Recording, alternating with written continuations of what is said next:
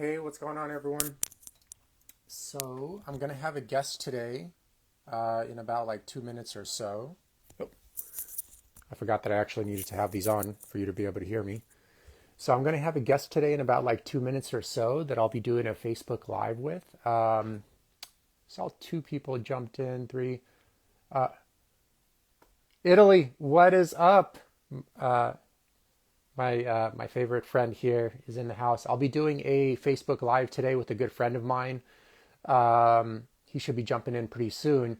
Actually, don't even know how to add him, so I'll figure it out as it comes along.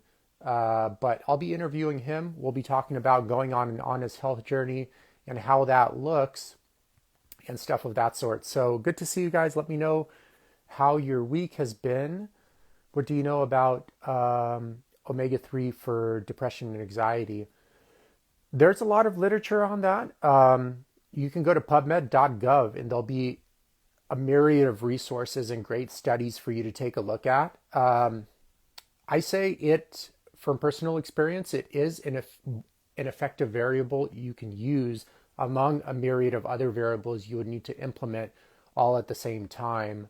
Uh, and it could be like an effective supplement. And I'm using that very sparingly. Supplement. It shouldn't be like the only course of action if you have like depression and anxiety. I've done a lot of other videos on anxiety and anxiety primarily, but also depression as well. You would definitely need to combat it from like a very kind of like holistic perspective. So if you have like anxiety and depression, remember they're symptoms, but they're symptoms of typically like a myriad of other variables that are leading to that, and you would need to obviously be very careful in not falling into symptom management loops of healthcare. Although they are easier to understand and easier to implement, I just don't really see anyone creating any kind of lasting change when they go on symptom management and stuff of that sort. Actually, if anxiety is an issue, I actually did a really good podcast with a girl named Megan Valentine.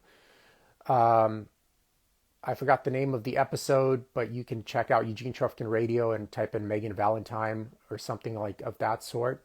Or you could just message me as well, and I'll send you the link to that episode. But she's like your typical like hardcore corporate worker. She was like a really talented computer engineer that found her anxiety and depression building up too much, living in that kind of world, etc. Okay, so Mike is in the house. Um, so Mike, give me 1 sec. I need to figure out how to actually add you to the live. Probably should have done this before. Let me see here. Go live with Mike. Okay, cool. Whoo. Thank.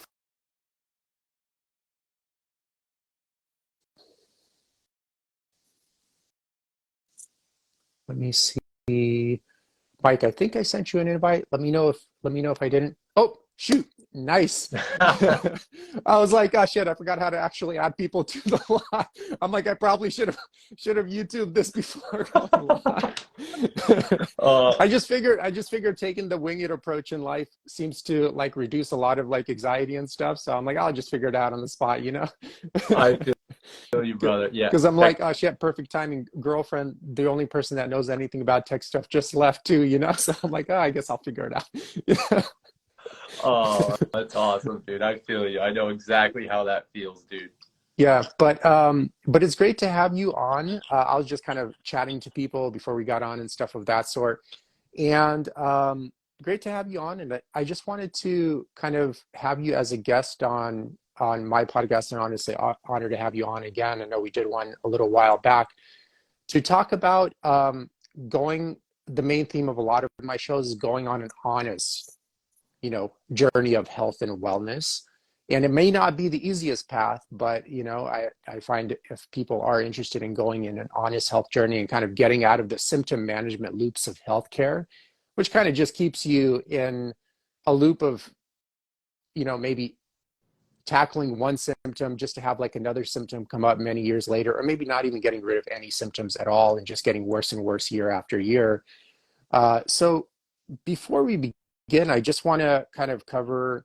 I'm going to let Mike take over here and do most of the talking, but I just wanted to cover some basic things because I feel especially as like healthcare providers, it's become tough to encourage people to one of the one of the obstacles. It's become tough to encourage people to take care of their health because oftentimes the standard for what health is has lowered so much. And a lot of people that you see that are unhealthy will look you straight in the eyes and tell you they're feeling just fine. They're like on a myriad of medical drugs. They're extremely tired, maybe have to take like a bottle of Xanax and like four Red Bulls just to have enough energy to go to work in the morning. And that kind of behavior, although it's become normalized, it's not normal at all. And just a lot of people see that as normal. So I'm not trying to be negative here, guys. I'm just trying to actually help you by seeing like a lot of the behaviors and a lot of the symptoms we're facing today just aren't aren't normal at all. And the first step to recovery is to realize that that's not normal. Being on a whole bunch of medical drugs um, that you're basically taking as a result of poor behavioral patterns that are leading to, like, for example, excessive anxiety, depression, etc., high blood pressure, cholesterol, sleepless nights. Being on a bunch of medical drugs isn't normal. Sitting in front of a computer 10 hours a day, although it's common, it's not normal either. The human biology and human body hasn't evolved to actually do that. Eating junk food isn't normal. It's weird how, like, when you tell people eat organic food, it's like you're the weird one these days. And I'm like, dude, no, I'm just like completely normal. That is the normal human diet, like eating genuine organic food, species specific diets, et cetera, et cetera. And, just being out of alignment, like working a job you don't like just for a paycheck, although it's common, it's not normal either. And it kind of leads to a lot of maladaptive behavior.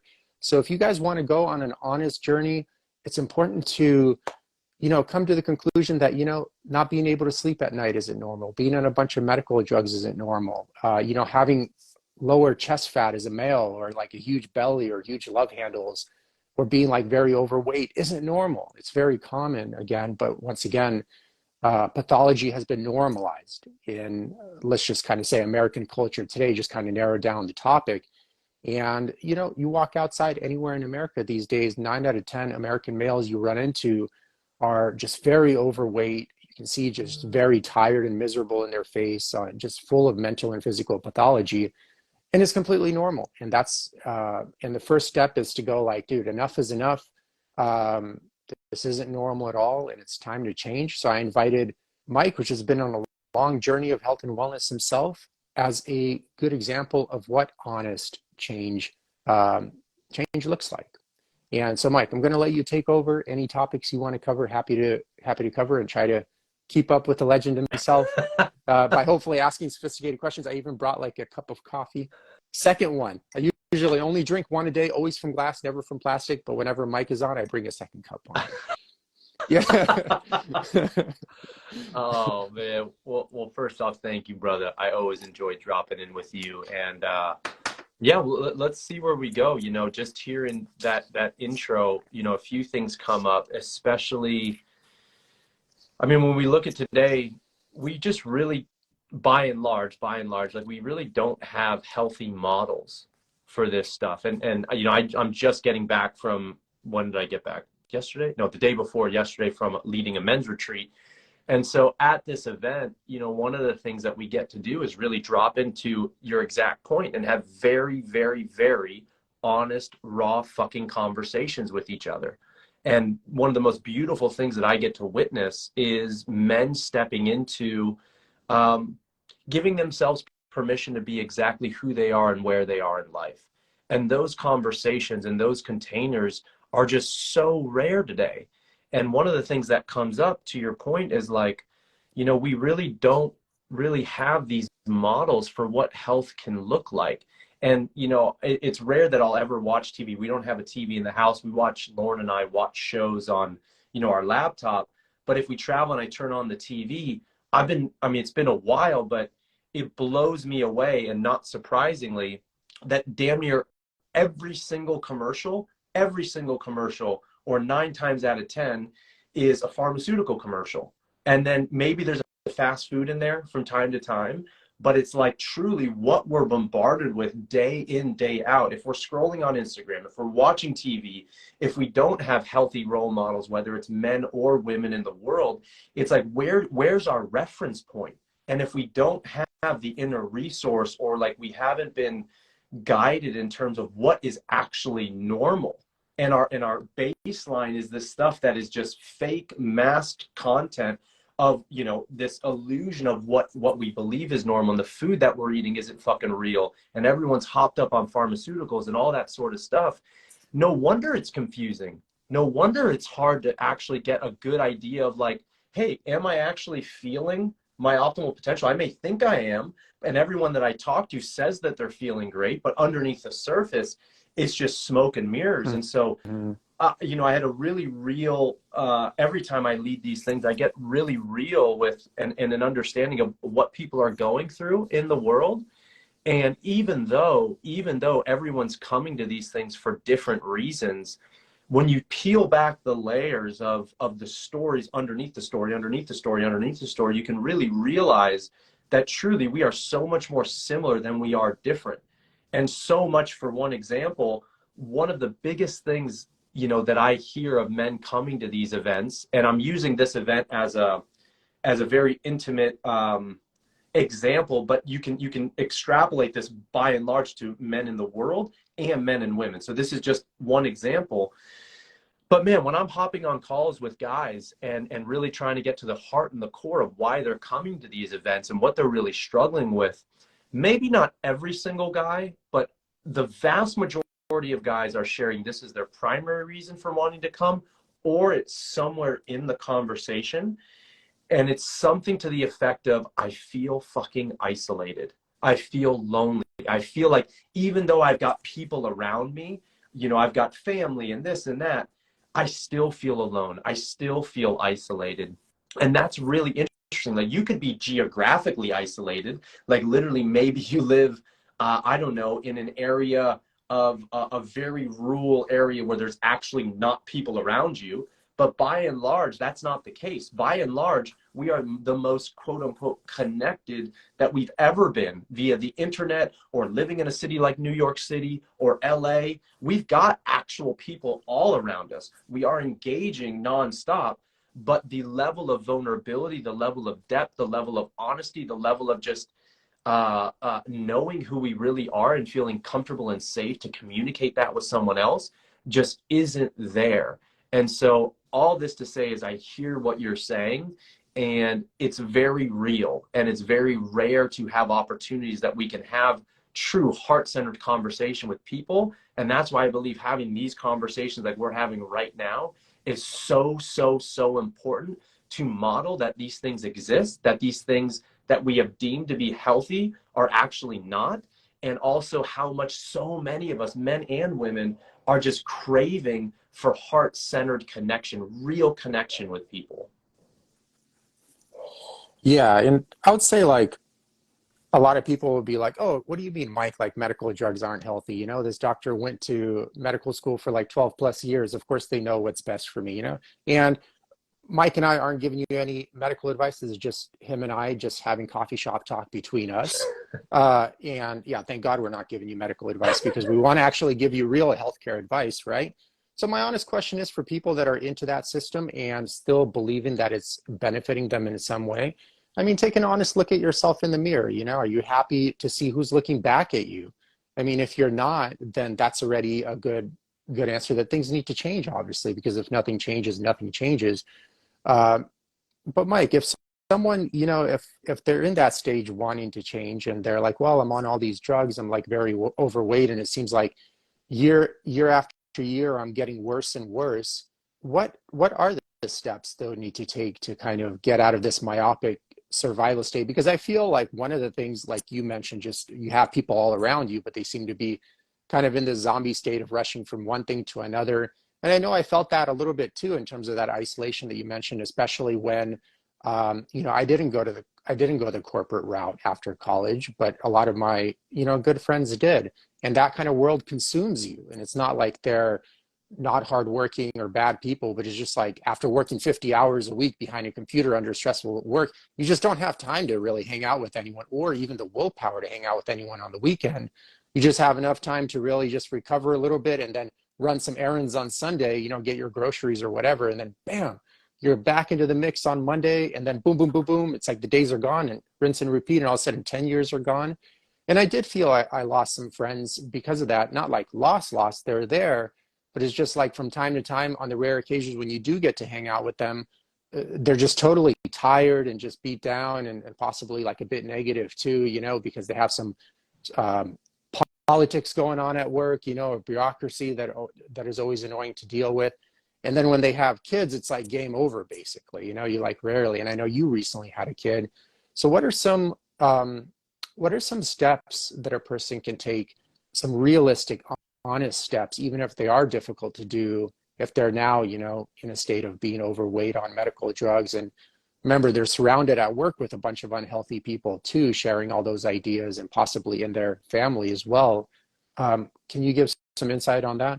Yeah, absolutely. And I'm grateful that you gave voice to that, because I hope, you know, when I share this stuff, and I know when we share this stuff, it truly is with the best of intentions.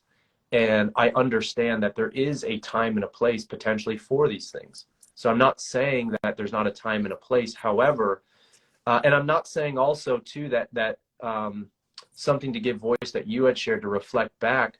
So many people are just trying to live day to day.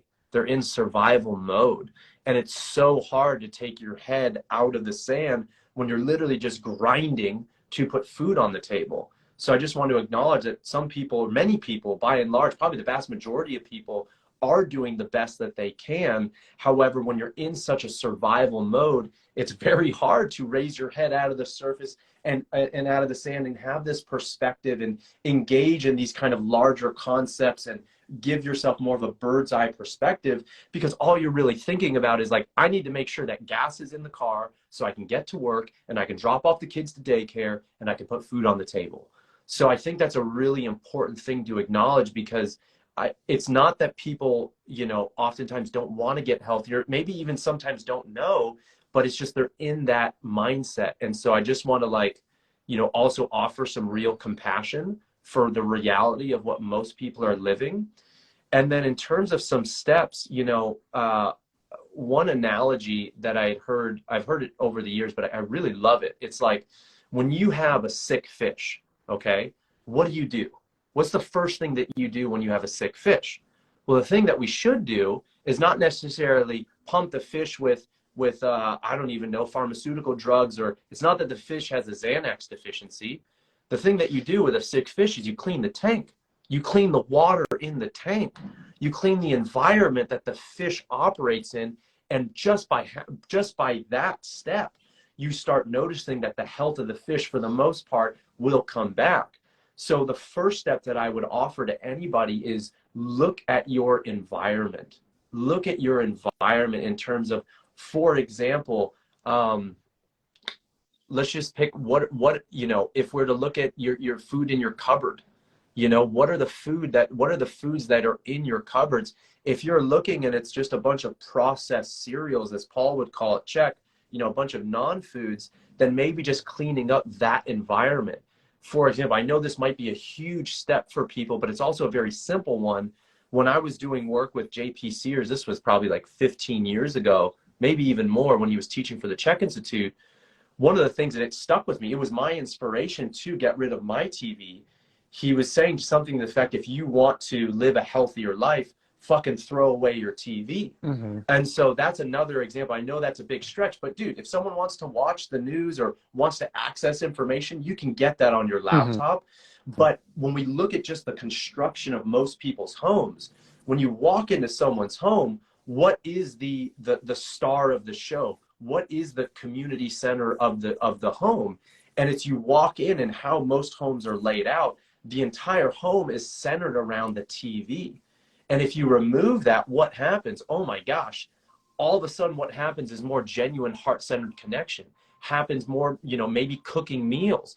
all of a sudden you realize, I mean, I don't know the stats of how many hours that most Americans and people worldwide watch TV, but Hmm. I would venture to say a minimum of 1 hour a day, potentially up to 4, 5, 6, 7 hours a Hmm. day. Hmm. And if you take that time and you put that into conversation, cooking, taking a walk, reading a book, journaling, and again, you could still watch your movie if you want it on your laptop, which is what we do here at the house. You can still, enjoy movies, which can be beautiful, or watch your news that you want to watch. But I would first say, look at your environment and look at the things that are running your life unconsciously, the food that you choose to buy that's in your cupboard that is not supporting your energy, your health, your well-being. Look at, for example, your bedroom. We just talked about the TV in the main area of the house. Look at your bedroom. Look at how many lights are turned on and for how long. Look at how many devices are plugged in. Keep your alarm if you need to by your bed for sure, or get a separate alarm, but unplug the electronics by the bed. Start dimming the lights a few hours before bed so you can actually, even if you slept the same exact hours of sleep, if you didn't change that, even if you're going to sleep at fucking 1 a.m. or 12 p.m., whatever, don't change that. I understand that you might got stuff to do, whatever. But just dim the lights. Maybe put some candles on. Start changing the environment of the things that you already, that won't take too much energy to change, but are just small tweaks in the environment. And start watching. Once you start doing these things day in, day out, it's not even just like an incremental effect, it's an exponential effect. And then when you start getting better nutrition, when you start getting better sleep, when you start having more heart-centered communication and heart-nourishing communication and connection with the people in your life that don't just involve sitting in front of the fucking TV, then watch how much more getting natural sunlight in the morning. Just walk outside 5 minutes, get your eyes into some natural sunlight, watch what happens and how much less you potentially may need the drugs or whatever, the supplements that we're all spending money. Forget so many of the expensive supplements. Get sun, get good sleep, switch the environment that the fish is swimming in, and Hmm. start watching things change. Yeah, no, for listeners, a lot of things Mike is saying is simple to understand intellectually. And that's where people get short run too. They're like, oh yeah, I get it, I do it. But remember, you're not trying to be an academic professor here and just explain this stuff in lectures or like on YouTube channels. Like you only get the benefit by doing this stuff. Right. And you really have to do it consistently pretty much every day of the week or the majority of the week to really get any benefits out of it week after week after week. Because a lot of times I see people, like you said, oh, get good sleep. I'm like, oh yeah, I get good sleep. But then you look at their logs, they're like, well, look, I'm going to sleep at 10 p.m. Okay, yeah, you're in bed at 10 p.m., but you're on your phone for about an hour and a half and you're really falling asleep at actually 11:30 p.m. and you're getting up at 6 a.m. So you're losing about 10 hours of physical repair time every single week. No wonder that low back isn't healing. You feel chronically tired, et cetera, et cetera. And the same thing, even with like, oh, reduce your micro stresses. Oh, I'm not stressed. You know, but they've been in a stressful environment for so long, they've normalized it and perceive it as not stressful. And really they're just running on adrenal fatigue 24/7 and wondering why they need like 3 to 4 cups of coffee and still Adderall just to even get through the day and still feel exhausted and still look many years older than they actually are and never recover from workouts, et cetera, et cetera. So keep note, guys, this stuff is easy to understand intellectually, but that's not where the power is, okay? You don't want to be just a fancy sounding talking head. You want to actually do this stuff like day in and day out. And I promise you from personal experience, it's like stuff I like to say I've like mastered and implemented consistently. And it really does work. I'm 38. I have a really high testosterone level still. Don't need to wake up and drown myself in medical drugs. I tell myself I look good. Reality may be a bit different, but that's a different story. But you mentioned a few things. Can you talk about? You mentioned some easy things people can do in their household, which I feel is a great start. Because they're the easiest things to change. But can you talk about possibly things that would need to change around your circle of friends too, if you want to go on an honest journey? Because in my opinion, I don't see like if your main friends are really unhealthy and you're trying to be healthy for you to have an easy time going on an honest health journey then. Yeah, that's a great question. So one of the first thing that comes up, and this is I think super important as coaches for sure, and then I'll tie this back to the circle of friends. But one of the most important things that at least from my understanding and my experience as a coach, is like when empathy is really important, I think, in the coaching process. Being empathetic, being able to connect with someone's struggles, or at least being able to understand how challenging that may be for that person, and being empathetic. But the issue becomes, especially in the coaching realm, is when we actually, how do I say, like, lower ourselves to the level of our clients. So imagine if someone's drowning. Now, this is just an example, but if someone's drowning, and for example, the coach or the friend is the lifeguard, and he's there, would it be beneficial if the person jumps in the water and then gets pulled down as well with that person who's drowning? Or no, reach out with a strong, loving hand and pull them up. And so I think it's important when we have our circle of friends, really being honest with our closest friends in our life. And are they people who call us up? Are they people who hold us accountable? Or are they just people who are essentially are like misery loves company, who just literally the only way that you connect with them is throwing back a 12 pack of beers and just getting fucked up and that sort of stuff? Is that really moving the needle forward? And so doing an honest inventory, just like what you said, but doing an honest inventory of ourselves, and then at least of the 3 to 5 closest people in our life that we spend the most time with, and just doing, maybe that this might, just as an idea, I've never done this, but even just having like a pro and a con sheet, or a plus and a minus. Like, does this person bring you up? What are the ways that they bring you up? Or do you feel more like an energy drain when you leave those people? If the only thing that you guys do is bond over every single night, or when you guys hang out, beers, pizza, and football. I'm not saying that having a social life isn't important, and having, if you love sports and bonding, but you can still have that bonding experience and also not have it be so detrimental to your health. So give you an example. Years back, like, I'm Italian, like both my mom and dad are from Sicily. And so food is a huge part of our culture, huge, and wine specifically. But when I was competing, drinking as a whole just wasn't a part of my plan. My dream was to win at the highest level and to compete at the highest level. And that required certain sacrifices and certain choices that were in line and congruent with the goals that I was trying to achieve. And so the friends that I had in my inner circle were those people who called me up, that when we would hang out, we would do ice baths together, or saunas together, or just chill and just hang out by a bonfire. Those were the types of friends. However, even within my own family, so long for how Italians bond is with wine, or with sometimes foods that I know, while like once in a while I can do okay. But if my goal is to be the very best version of Mike I can, and my goals are to compete at this level, or be, really show up for stuff like this and bring it, then my lifestyle has to be congruent with Mm-hmm. that.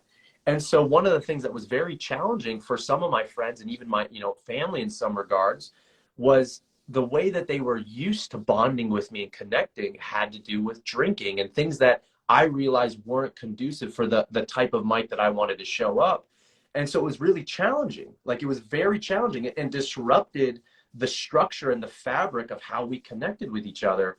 And I'm not saying it happened overnight, but over time, months and years, my family and certain friends realized, like, oh shit, Mike's not going to change. This new version of Mike, like, we either have a choice to rise with him, or there's going to be just a natural separation, and we're going to start drifting apart. And a part of us who's making these changes needs to start being okay, potentially, with losing friends that are not willing to grow with us, that Mm-hmm. are still keeping us stuck in an identity that maybe they knew us in high school. And I understand that familiarity and that comfort can be really enticing, but also, I think it's a call for all of us, men, women, whoever, to get creative with, if the underlying need is for connection, there are many ways that we can do that. And so what I started doing with friends and family is basically, hey, like, instead of going out drinking, or instead of, having a bunch of wine, like, I'm in this phase right now where that's just not what I want to do, but I would love to connect with you. Can we go get some coffee and just drop in together, and just, like, everyone loves coffee? Or can we go for a hike? And it might look different, but the underlying need, as I was sharing earlier, if we strip that down, Hmm. what's the need? It's to belong, it's to connect, it's to feel heart-centered nourishment. And when you start doing that, then you don't necessarily lower yourself to that misery loves company and to their problems, but you can be with them, you can hear them, you can feel them, and vice versa.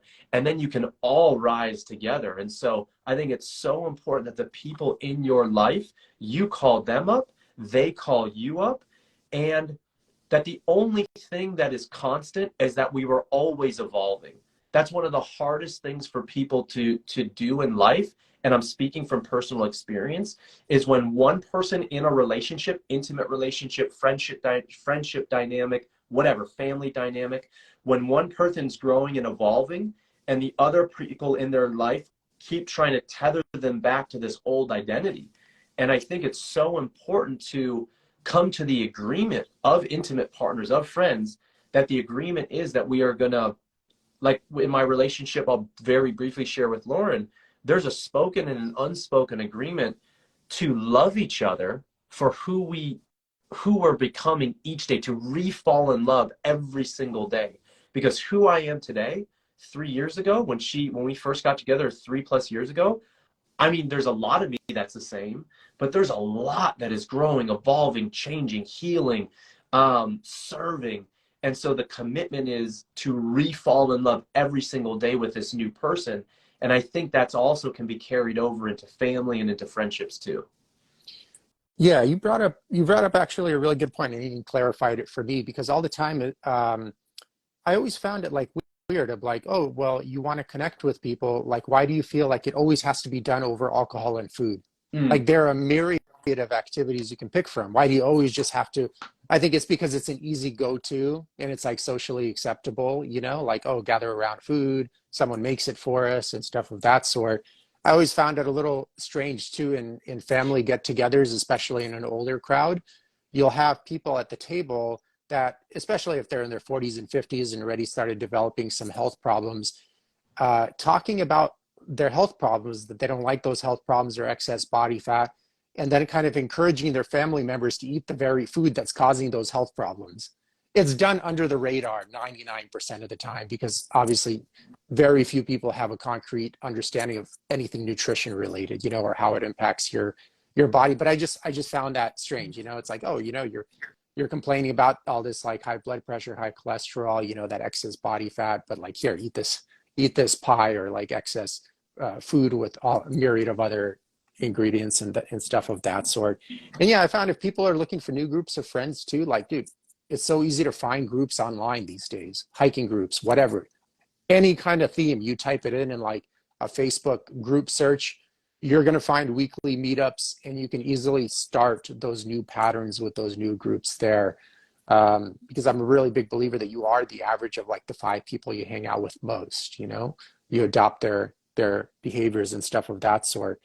um, and I feel oftentimes too, just honestly, like maybe you and I were able to fast track our journey to health because I know you've run into some health problems, so have I, over the course, is simply because the people we surrounded ourselves with had clear answers for how to resolve those issues in an honest way. But if we didn't have that, it's like, what's your other alternative? Just the mainstream, like, here's a medical drug for you and good luck for that. And we all know how that works. It basically doesn't work. It just, you have a rock stuck inside your shoe, as Jator would say. And instead of taking it out, you take painkillers instead. Like any 2-year-old child would understand, that's super stupid. But I feel friends is one thing that could help you and could hurt you on an honest journey, but also family is another big part, and oftentimes even tougher to change than friends. Can you touch on some aspects of how people can approach that area? Yeah, I mean it's some of the toughest, especially with the people closest to us because they know us so historically, and there's so many. Like, that's why they say, like, even if you're a coach, for example, like it's damn near impossible to coach your family. And it's just so challenging because the triggers are so deeply rooted, and how we can, like, even so much of it unconsciously, how we can push each other's button. And because there's that historical relationship, but also it's oftentimes like what those people represent to us. So I'm not saying family's easy. However, I mean, one of the things, and I'll come back to this, but one of the things that's been very helpful for me, like, yes, I totally agree that you're the sum of the 5 people you spend the most time with. And in addition to that, I've been really impressed in recent years. Like, for example, like I typically attend usually at least plus or minus 1 to 2 retreats a year for myself. But also I'm a part of a men's group that meets once a month for 3 hours, like once a month. So sometimes it is definitely like who we connect with, by and large. But I also know that, sometimes just those people who are closest to us that maybe we live with, that, it would take a big step to move out of the house and stuff like that. Like it would take maybe some big steps that maybe many of us are not ready for just yet. But even just having some core group, like even if it's once a month, a virtual men's group or ladies group, or, the quality of the connection. Like if you do that, and then maybe outside of that, you meet like 1 or 2 people that you jive with, and maybe once a week you just hop on a 30-minute call, or it's just a text that can keep you, like a big thing once a month to really give you some structure and gives you a space where you can really vent the things that you can't vent, and then get feedback in an honest way without shame attached to it. And then you got these little micro kind of like IV drips during the way, that can support you. Like that can go so far in putting wind in your sails. If, for example, like there's certain big boulders, like again, living with family that just aren't there yet, and maybe won't be there for years, because a part of the journey for all of us is to also learn to accept our family, for example, for who they are, and I'm saying that's oftentimes much easier said than done. And sometimes that comes with, respecting them. We can choose, at what level we want them in our life, but at the same time, respecting their choices for them just being humans, and just realizing that, maybe there's certain things that they do that aren't obviously conducive to health, but at the same time, it's also somewhat arrogant to come from the standpoint that, like, we know how to live their life better than they do. So like I understand, like if they're coming to us to lose weight and to do this stuff, like I get it. And also, like, each one of us, I do believe, should be respected for the life that we're living, and many of those choices do have consequences. And so if the choices that they're engaging in have consequences, and they're doing it knowingly, that's on them. And we need to be able to respect them. And again, especially when the love is so deep and we care for these people so much, I'm not saying it's an easy thing, but I am saying it is a journey.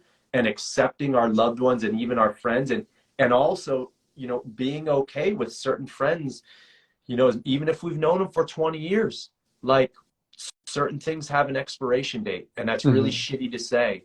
But if we're being honest with ourselves, with the life that we want to live, and there's these people that keep pulling us down and keep pulling us down, and we've extended that hand, then maybe it's time for us to be honest with ourselves and be like, hey, at least at this point in our lives, that relationship, and this goes for family too, we need to set up some healthy boundaries and recognize, hey, at this point in life, this relationship has run its course. And, for the benefit of myself, for the benefit of the family and the life that I'm creating, I need to make some different choices, and have sometimes those hard conversations. So oftentimes it's much easier said than done, but really knowing and honoring what we need to live a healthy and happy life, and extending the hand, but realizing it's truly up to that person to make the decision for them, and accepting and respecting them for who they are and the life they lead. That is, I think, a big part of this journey. Hi everyone, thanks for tuning into the podcast. I'm curious, have you ever been confused by the labels in the grocery store? In Yevgeny's book, he demystifies the difference between caged, cage-free, free-range, and pasture-raised meats. He also covers how to avoid GMOs, source high-quality water, fish, supplements, and other related topics. It's a beautifully illustrated, non-technical read, that comes with a comprehensive video series and other extended learning materials. Jump on Amazon and check out the book titled Anti-Factory Farm Shopping Guide by Eugene Trufkin. Now let's dive back into the podcast. Yeah, do you ever feel sad? Like maybe, us kids, at least it was in my childhood when you're kind of hanging around with your friends, everyone's running around the park, they're like super healthy, super happy, you guys are just playing around and stuff of that sort. But then you kind of keep in touch with a lot of your friends, possibly you don't, just let me know. And, you see them now and they're just like, they're always very tired, like not that happy, like clearly just very overweight. Do you ever feel sad that things have changed, usually not for the better in terms of a Absolutely. person's happiness, at least? Yeah. Yeah, man. Like, absolutely. Whether it's friends for sure, or again, I'm just coming off of 4 days of very deep work with a group of 16 guys, and some of them actually, I'm just thinking about a few of them. Like one, I actually, he went to my high school. We weren't very close in high school, but he hopped on my schedule randomly, and I was like, "Whoa, it's you from Little League Baseball?" That's where I remembered it from. And such a beautiful, beautiful guy. And not to speak to him, but just a lot of guys, like I just see a light that's being dimmed. Like I just see, Hmm. like, you can see it in their posture, whether they said anything or not. Like there's more of a closing down, and it's remarkable to see in the course of a few days how much there's an opening and a light that turns on, and like almost like the aging process is halting or even reversing. And so, to answer your point, when I see friends from childhood that feel to me, and I could be wrong, but feel, and when I listen to them, feel like their best days were 20 years ago, Hmm. absolutely it brings sadness to my heart. I have those beautiful memories, and like, I want genuinely all of them and everyone to do well and to thrive in life. But also, like, does it bring up sadness? Yes. And like,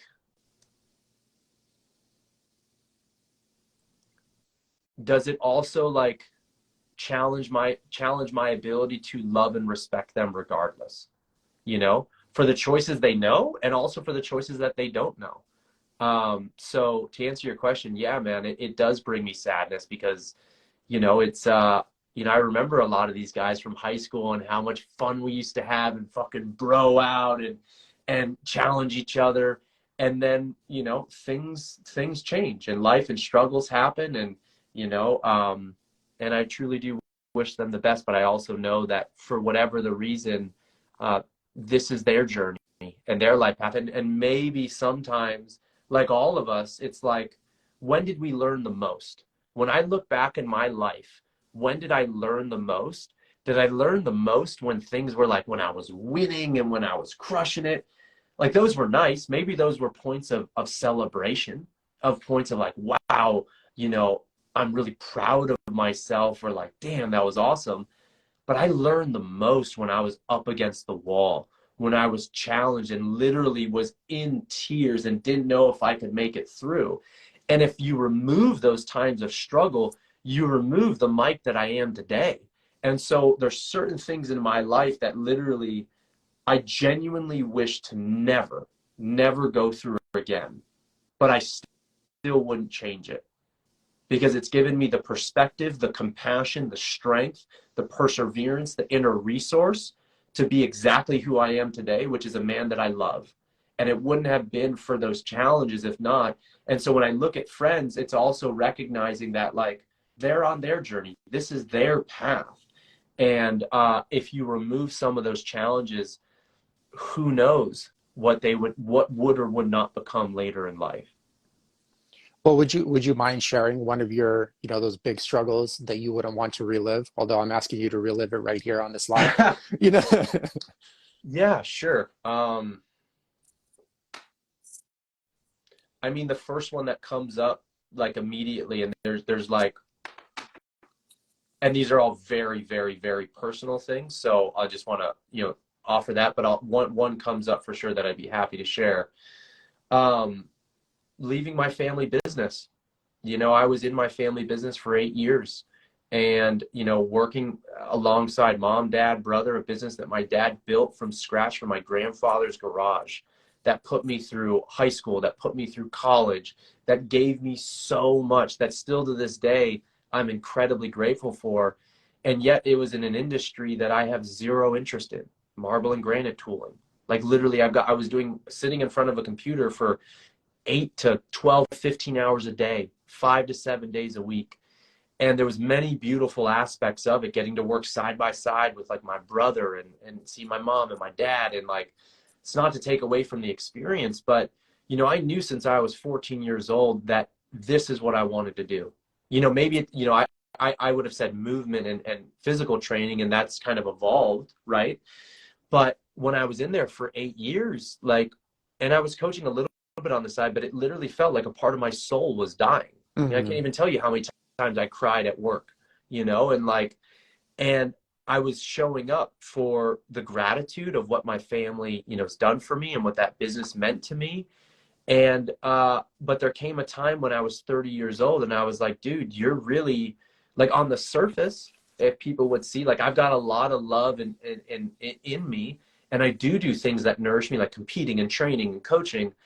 But when 70% of my day was doing a job that I just wasn't happy and that truly drained me and that left me feeling like, there came a point where not only was I resenting myself, but I was also started resenting my family. Then it was like, okay. And I had this conversation with, you know, a big person in this coaching process was Paul Chek. And he had told me, you know, if I were to look, you know, at my life at like a crystal ball, in 2 and 3 years, what do I think would happen? And I could tell you with 100% confidence that I would have gotten sick. On the surface, like, I've got a lot of life force. Like, I can grind.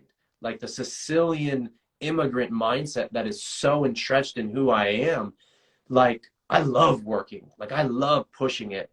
And it can also come to the detriment of, like, I will grind so much to the point that literally my soul gets withered down, and it takes literally a disease or literally something to come up, like a big health issue or crisis, to show up for me to actually wake up. And the loyalty I had to my family, and still have in many regards, was such a reason why it kept me in it. And so it took me till I was 30 to find the courage to depart from that family business. And I won't share it here, but, you know, that came with a lot of challenges.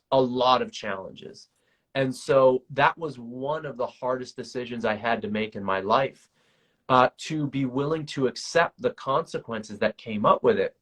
And so while I wouldn't choose to go through that again, like, that was a really, really hard time in my life and few years.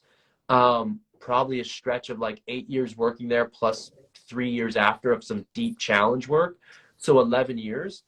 But it's really like, when I show up today and when I teach, whether it's movement, men's work, whatever, like, I can't even tell you, like, when I was in that office, I told myself when I would be in there going through it, I was like, if there ever comes a day when I get to do this work fully and I get to show up for fucking everything that I want to do, when 10 hours a day, 12 hours a day, I get to do what I love doing and teaching and sharing and coaching.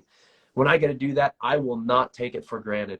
I will not take it for granted. I will take it like, oh my gosh, like, I will be so grateful. And so when I reflect back, I genuinely, Eugene, do not wish to go through that again. No fucking way. But has it given me the perspective, the appreciation, the drive to show up fully from a heart-centered place and to truly be grateful that even if I didn't have any money, that I'm living the life that I want to live and truly making as much of an impact for the betterment of men and for the betterment of society that I can today, and knowing what I have. Like, I don't think, or I know, I wouldn't have that level of appreciation and truly a call up to leave this world better than when I've came into it, had that experience not happened. So that's just one of probably like maybe like 3 to 5, like, really, like, truly, like, if you see your life, or if I see my life, like, you're going down this path and then boom, you get hit with something, and then there's a fork in the road, and you have one of two choices.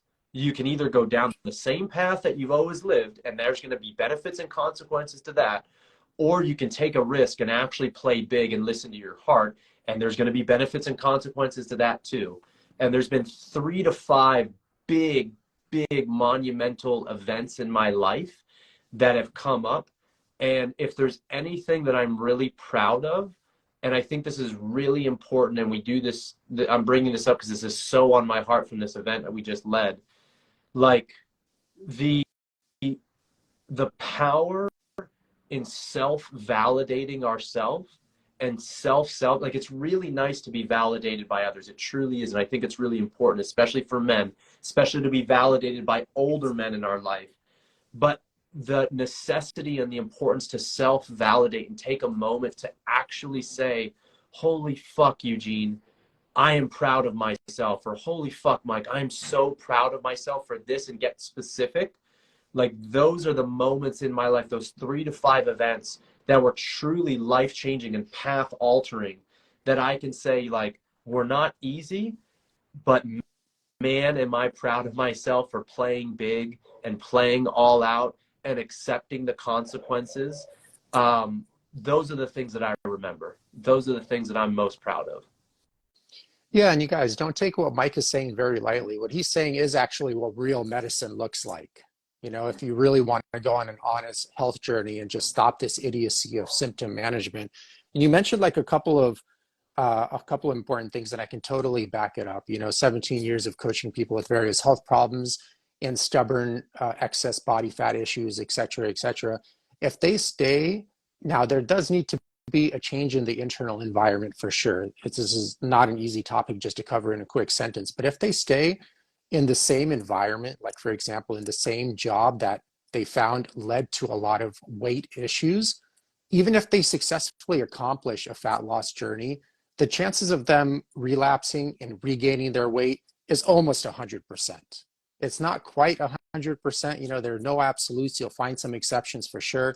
Just as an extreme example, like you gave one, if a person finishes a drug rehab program successfully and they go back to the same neighborhood with the same druggy friends and drug dealer and probably a low self-esteem as well, and no job, et cetera, because they've been in this drug rehab program for a long time, you don't have to be like a PhD in psychology to know this person is going to relapse and go back to using drugs almost 100%.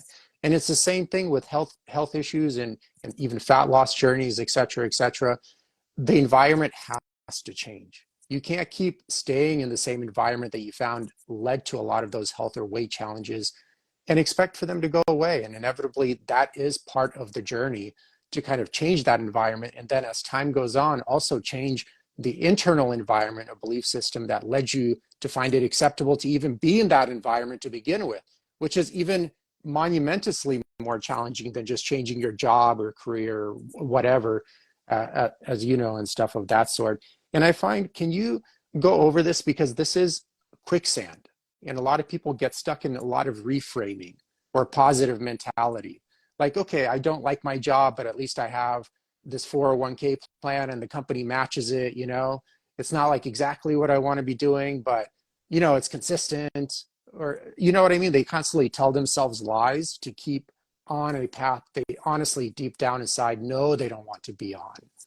Can you give maybe some insight on how people could avoid this kind of quicksand? Because it's easy to fall into, and then you can stay on those false paths for years and decades with those lies. Yeah, it's I think you just like hit some gold there. There's a few things that come up. So if we use the example of like staying in the same job, like as maybe like, let's say a part of you really wants to, I don't know, start your, I'm just going to give a random example, right? But people, if you're listening to this, like swap out whatever feels true for you.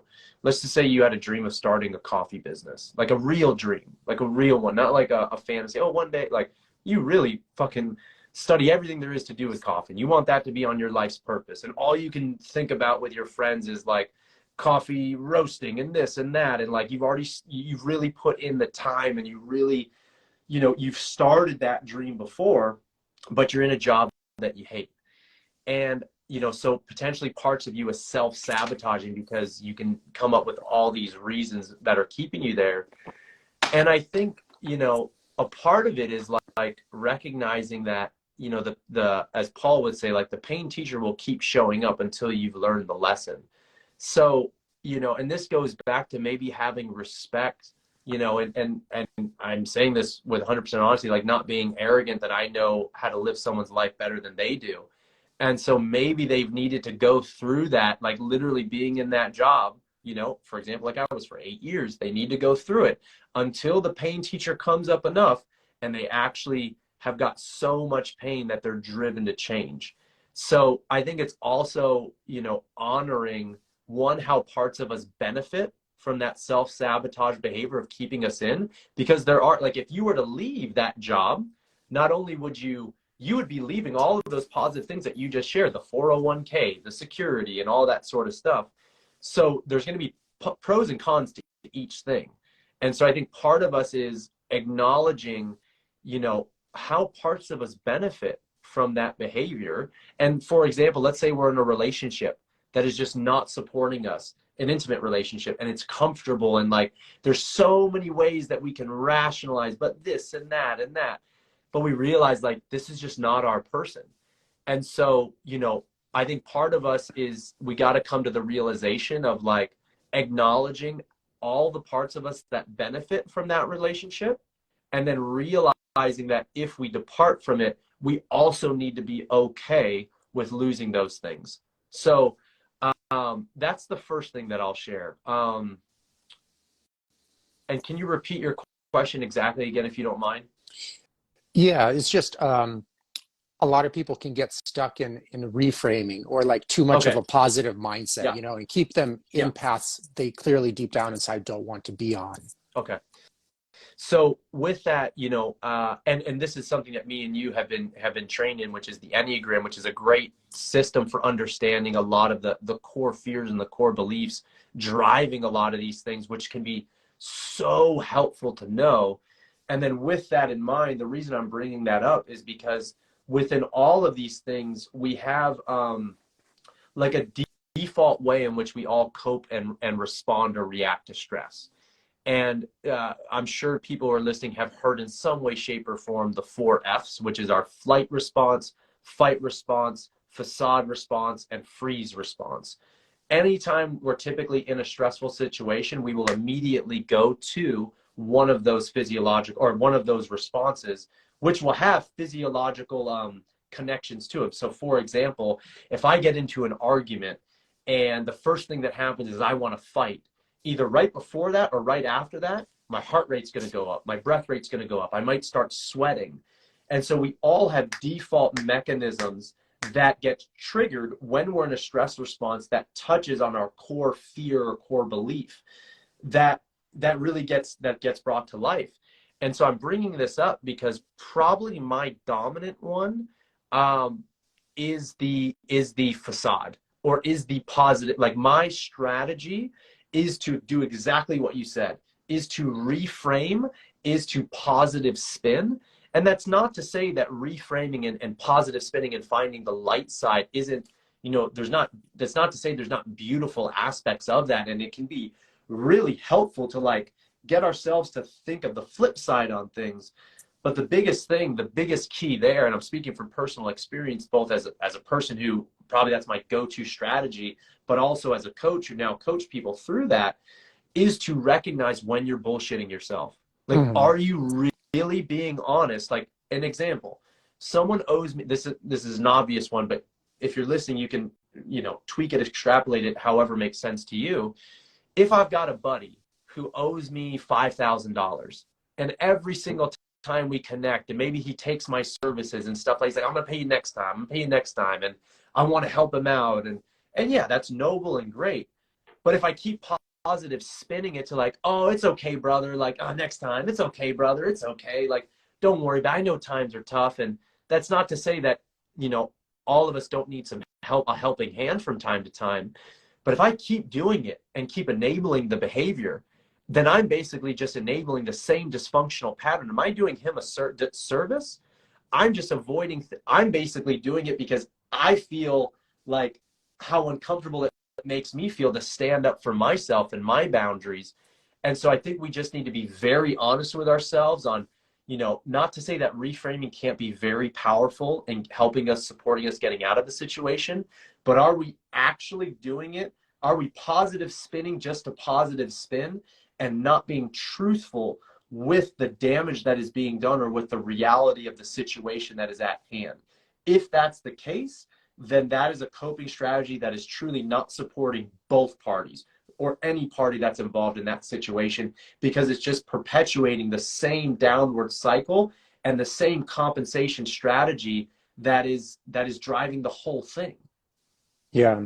And that's only up to the listener to answer Yeah. honestly. You could answer that honestly with yourself, and you know when you're bullshitting yourself. So there's no hiding from it and stuff of that sort.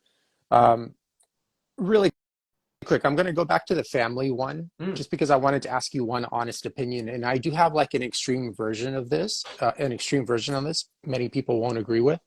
But I feel like even if you are wrong around the wrong family members that you feel you don't connect with anymore, never have connected with, I think it's also important to remember that you never got to choose your family either. Mm. So why do you have to feel so loyal to them to begin with? It wasn't even your choice to be born into this family. Mm. At least with friends, there's some flexibility. I mean, you can say it's really not your choice either because you're born in this vicinity and that's all who's accept. But I feel there's still more flexibility there because you still had more choice of picking which friends you had out of the pool of friends you had a choice to be friends with. But with family, it's like, dude, you're born into it. It's not your choice at all. So why do you have to feel so loyal to people that you didn't even ask to be with to begin with? I don't know if you agree with that, or it's okay if you disagree with that. A lot of people do disagree when I mention that to them. No, I think for me, I think there's a lot of validity in that. And I think that's also why it's important to have our chosen family, our chosen brothers, our chosen sisters, that in even, again, going back to this weekend, like I saw it literally within 24 hours, and that's no bullshit, men getting closer to each other than many of the friends and family members that they've had their entire life. And why is that?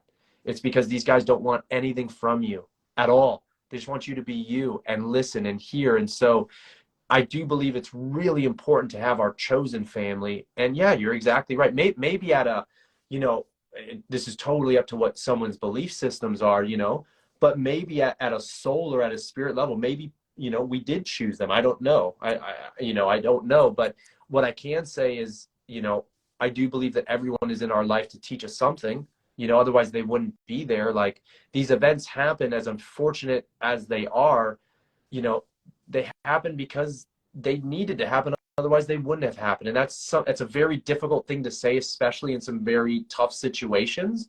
But at the same time, like, those people, our family members, are in our life because they're meant to be, absolutely meant to be. And maybe it was to teach us healthy limits and boundaries. Maybe it's to teach us how we do not want to be treated. Maybe it's to teach us all the things that we don't want in our chosen brothers and in our chosen families. And it can be that mirror for us. And I recognize that depending on everyone's situation, and I know a lot of people have had some effed up stuff happen in their life. And so I say this with the utmost respect and compassion and just honor for everyone's life journey, especially for those of you who have gone through some very challenging shit. But at the same time, it's like, if life's continually happening to us and it's that, I don't know if that's actually supporting us, because that's just perpetuating more of the victim, more of the victim. And it's like, I think that's the same. And I'm not saying to honor where we are and how things feel and to be angry or to be sad about our situation. I'm not saying to bypass those. But what I am saying is recognizing it is what it is. And we get to make a choice on how we're going to move forward. So I hear what you're saying, and I think there's a lot of power in it. And also, just to call back, like, even the most challenging relationships in our life, if we can look at it from the perspective, and this isn't a reframe just to make it a positive spin, it's truly to empower people to take their life into their hands. And the saying, what's the saying? It's kind of funny, but it's like, I don't even know, like, the most beautiful flowers grow in shit. And when you look at like musicians and these people that sometimes have the most beautiful music and have contributed to some of the most life-changing movements in society, so many of them have had challenging lives. And again, wouldn't wish that these people went through it again, or I don't wish that I went through it again. But at the same time, I wouldn't necessarily change it because it's made me who I am. And if we can come to that realization, then maybe just 1 degree more, we can love ourselves at a deeper level and model that for others. And I'll always say, together we rise, together we rise, together we rise. So yeah, I hear what you're saying. And it's just a call to the importance of our chosen brothers, and also knowing that where we are, you know, is where we are because it's meant to be, and maybe it's meant to give us the strength and the perspective to carry ourselves out of it, or to find the people in our lives, those say no to the people that we don't want in our life so we can choose the people that we do want, that can help us evolve together. Yeah, and as one of my mentors was told me, Brian Carroll, if you're doing it to yourself, that's a good thing, because then you can stop doing it anytime, you know? And that's like pretty powerful, and it kind of gives you all the power that way. But you mentioned groups a few times, and going to events. I'm not like too familiar with this area myself, so I'm just like curious about it as well. Can you talk more about that, how people could utilize that resource and what's available like on the market these days, and what's a right fit for certain people and other people, and maybe what you're doing with your event as well? Yeah, absolutely. You know, there really are so many phenomenal groups out there. You know, I'm most familiar with men's work, but I do have, you know, friends that run women's work as well. And I bring, like, not that there's not a value to co-ed work. Like, I've got friends that run co-ed work, and I'll share some organizations that I really like. But again, not that there's not a benefit from co-ed work, or especially relationship work and intimacy work. Like, there's some great containers of that. But what I'm seeing is this single sex kind of groups where it's men just being with men and ladies just being with ladies.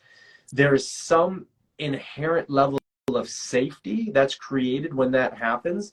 And there's just, this is literally the fact, at least through my lens, and as I've observed and as I've felt being a part of many of these and now leading these, there just is certain conversations that just aren't had in co-ed containers. And so there's some type of, like, if you think about this, like, especially in an intimate relationship, what brings two people together is the polarity, right? Is that one person holds, like, we have a masculine and a feminine essence in all of us. It's not a gender thing. There's a feminine essence in me and a masculine essence. There's the same thing in you and same thing in everyone. What draws intimate partners together is the polarity. One person is going to hold more of a masculine essence. One's going to hold more of a feminine essence. And that can change slightly, but at our core, we're going to hold more of one and the other. And that's what brings us together.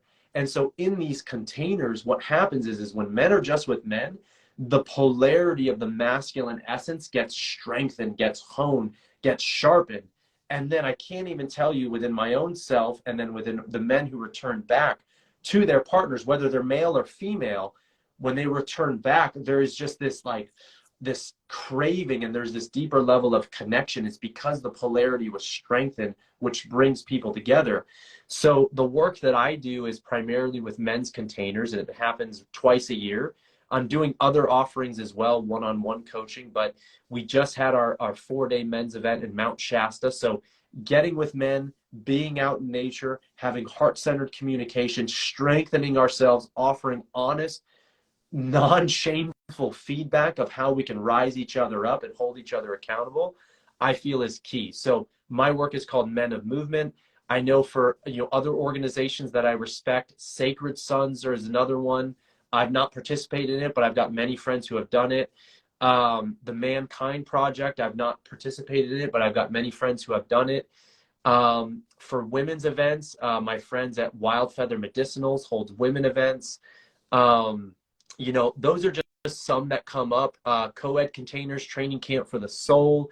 But these are all intentionally created containers for healing, for connection, and just strengthening who we are. And just to your point, changing the fish tank, right? Cleaning the water of the fish tank. And then hopefully with the community that's held there, The most important thing is the integration when we go home. And so keeping in contact with those people, whether it's via the phone or, somehow staying engaged in the community is really important. We have these peak experiences, which are beautiful and healing and expansive, but it's the important thing is how are we going to take those things practically, whether it's the tools that we learn or the relationships or whatever was our biggest takeaway, and how are we going to bring that into our life when we're going back to the same environment. And so sometimes I even say, like, even when you come home from these events, or even not from these events, if you're watching this right now and you want to change shit up, just changing the placement of your furniture in your house, just moving the couch around, moving the bed around.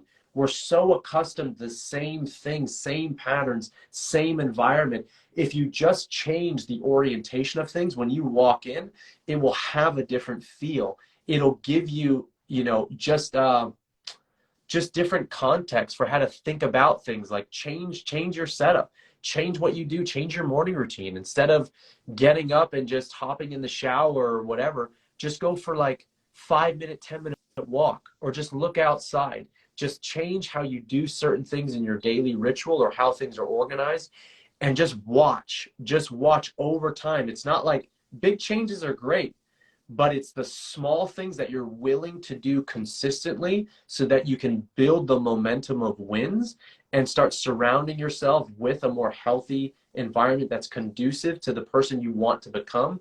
Those are the things that are the most important, at least through my lens. Well, can you give like a good breakdown on how is your course like a weekend course or a week-long course, or how many days it is and what happens like day to day, like a rough summary at least? Yeah, absolutely. So the Men of Movement retreat, we run it right now two times a year, October, and we just did it in June, but it's just because I had a son recently, as you know. So typically we do October and May, so about 6 months apart. That one right there, that's probably the most expansive. That's a 4-day deep dive, typically 16 to 20 guys, 5 facilitators, and it really hones in the intentional and productive use of discomfort to the best way that I can describe it is the essential masculine is the container, is the structure. In our body is the center column. Okay, that is the masculine principle that is associated with integrity, with structure, with holding, with boundaries, right? The feminine, the essential feminine, is essentially anything associated with movement. So emotions, feelings, even actions, energy, that is the feminine.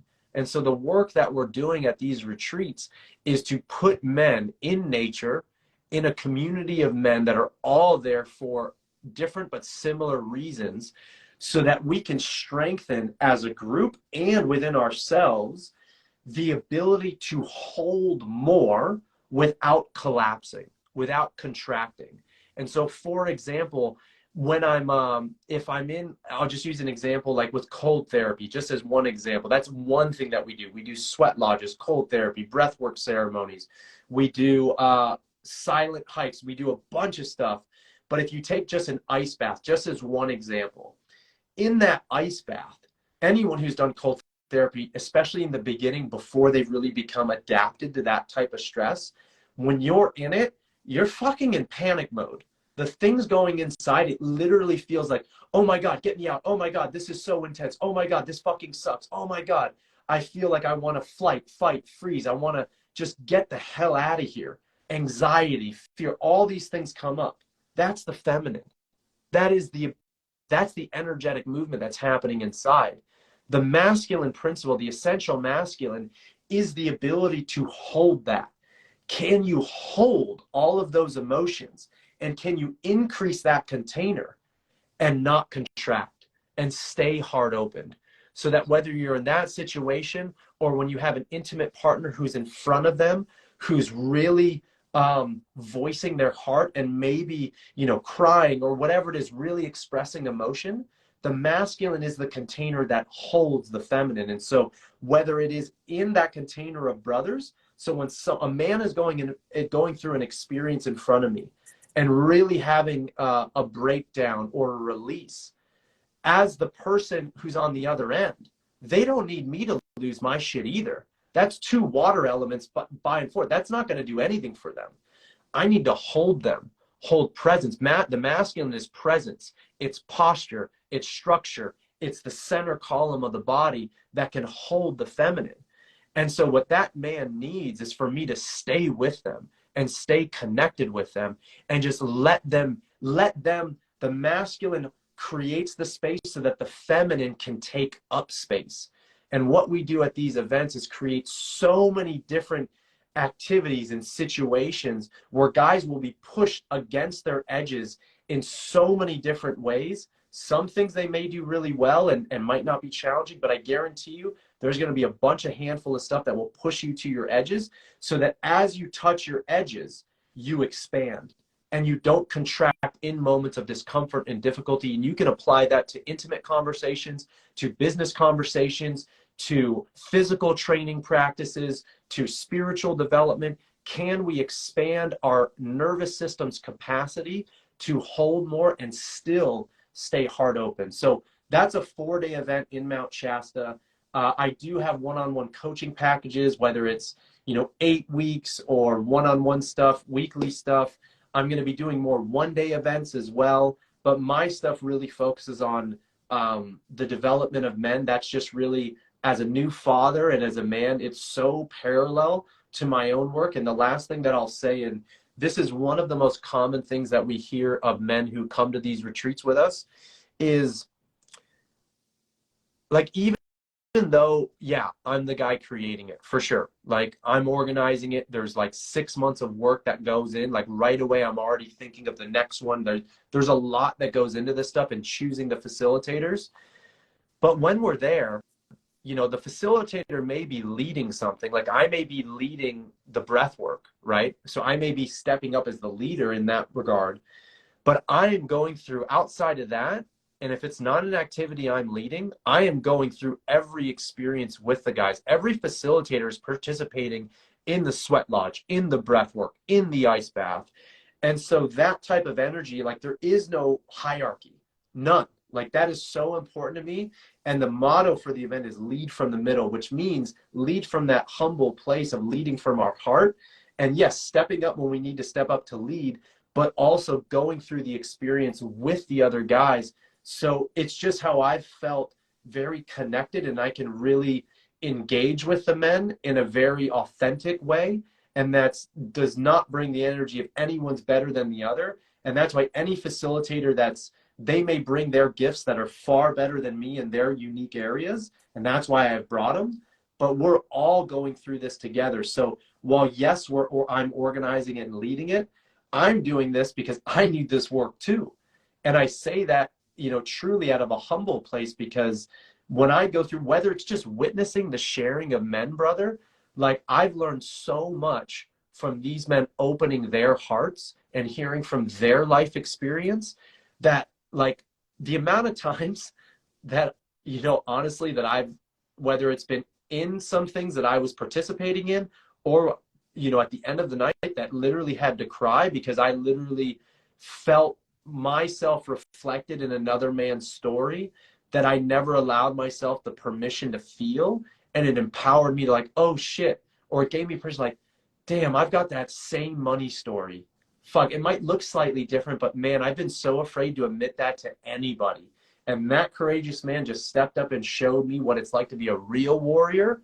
Okay, that is the nourishment, and that is the power of the group and of the community, of how we all grow together when we show up in that way. So I'm so passionate about this work because I've seen the changes and the transformation and what it's done for these men to help heal, not just them and their lives, but when they return home, to heal the lineage of their sons and of their fathers and of their grandfathers. And so, yeah, it's just the work that I'm most passionate about. So if anybody's interested in that event, or one-on-one coaching, or some virtual stuff, just DM me. I'd be happy to give you more information. It's deep work for sure. But if you have a call to it, like, there's nothing more that I'd love to support you in. So I'll leave that there. Yeah, and I feel that's so important because one of the things, missing in today's healthcare system is no one hears your story anymore. Mm, It's like quick, like get in there, 3-minute assessment, here's some drugs again, or here's some quick symptom management strategy, or this and that. And I feel it's so important to hear the person's story, which takes time. It takes patience on your part as well, because inevitably, if you don't change the person that's causing the disease always keeps coming back, even if you treat it with one thing or another. So, and that's exactly kind of like what it sounded to me, what your group is intended to do. The main focus is to change the person um, that's causing the disease, at least how I heard it right. So I try to be a good listener. It doesn't happen all the time. And I feel that's so important. And yet it's, you rarely run into anyone that's doing that. And that's what like I say to you guys, that's what real medicine actually looks like. Um, that's it. I mean, accept it or don't. That's what it is, and results speak for themselves. And if you're happy with what you're getting, just keep doing what you're doing and you'll keep getting what you're getting. But if you're not, try to keep an open mind and try something new. Maybe it won't work either, but what you're doing currently is definitely not working. And one of the obstacles that prevents people from doing these kind of courses or hiring a health coach or even buying organic food, for example, is like, it costs money. But hey, look at it this way. The average American, which is probably whoever's listening to this podcast, you're spending eight to $16,000 a year on non-essential expenses every single year, like alcohol, going out, subscription services, designer jeans. And a lot of these courses or health coaching is probably between that cost or even lower than that cost. And I promise you, it'll do way more for you than that new iPhone or that mm, trip to Europe for that week trip to Europe that basically provides like sugar highs at best. And then you're back to exactly where you want to be minus a few $1,000s, which you could have used to help you get out of that situation to begin with, which first starts with changing the person that got you into that situation, which is yourself. So these are key things. Super important when you're interested and ready to go on an honest health journey. And until then, just like I said, keep doing what you're doing and you'll keep getting what you're getting. And it's as simple as that, as Mike kind of alluded to in a lot of his messages here. Um, well, Mike, is there anything else you would like to cover? I know you mentioned you wanted to kind of stick to an hour on this show. man, I'm super just no, man. I'm super grateful that you given me the platform, and I'm again coming off of such a like a raw, journey with these guys. Like it's so fresh. Like I haven't talked to many people since coming back, a few close friends. But I'm so in this moment feeling just like heart opened and real and like honored. So the men's work is really where I feel my North Star is, and it's my dream to continue that and to supporting more men with these containers and with work. And of course, like if anyone's interested in my fitness stuff, that's a huge part. Like it's called Men of Movement for me because movement is life. And movement has been like my entryway into this emotional, spiritual, whatever, mental growth work. So, that's why it's called Men of Movement. And we do different types of movement each day. And from Qigong to Bulgarian bags to silent hikes to, gosh, I'm just forgetting some of the other stuff that we do. But there's movement incorporated in everything. But movement as one of the pillars of developing a more strong, like truly like emotionally strong and healthy and vibrant man. So, I've got kettlebell work out there, Bulgarian bag programs coming if anyone's interested in that. But really where I feel most called to serve this world is the Men of Movement work. So if anyone's interested, hit me up. But dude, I just want to say thank you so much for giving me the opportunity and the platform to just share in this way, because I'm very fired up right now. So I just appreciate you giving me the time and for your questions and for everyone who's listening. Thank you so much.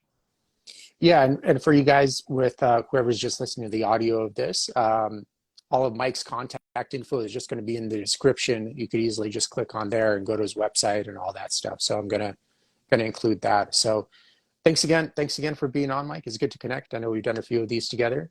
Hopefully one of these days we'll actually be able to connect in real life. You know, for the listeners that don't know, I've actually never seen Mike in real life. We've just stayed in touch like for, I don't know, 5 years already, just online, you know, just doing podcast. Although we've met like every single person in our circles that Yeah. hangs out with us in person. Lori, Jator, obviously, a few other people. I kind of always space out on these calls, but anyway, that's just kind of funny. You know, we met everyone that we hang out with, but each other, you know. Yeah. Anyway, but it's all good. It's all good. It's just the new world, you know. It'll happen. Okay. Well, thanks. Thank you for everyone that came and gone on this show. Great to see you guys as well. Wishing you the best this week. And take care. I don't have a more elaborate outro. I love you, bro. Have a good Thank one. you so much. Okay, guys. Bye. Peace, brother. Peace. Okay, bye. Bye. Thanks for tuning into the podcast. If you've ever had trouble losing weight, or you've lost weight, but still didn't have the ideal body or health you're aiming for, please feel free to reach out anytime and book an assessment. Eugene will work with you to cover your goals in detail, see what's holding you back, and go from there. In the meantime, feel free to check out the countless testimonials on Eugene's website in the link below. In the testimonial section, you'll notice everyone has various backgrounds, are of all different ages, and all have had different challenges in their life, but they all have one thing in common: they were all able to find their health and achieve their ideal body. You're also welcome to add yourself to the Facebook group in the link below. There you'll have access to the live videos that Eugene does weekly on Sundays, and other helpful content. Thank you again for tuning in.